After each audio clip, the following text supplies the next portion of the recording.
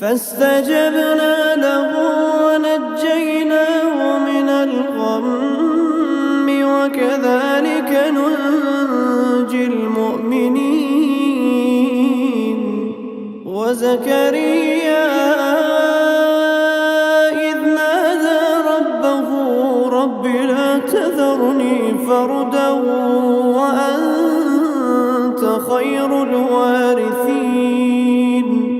فاستجبنا له ووهبنا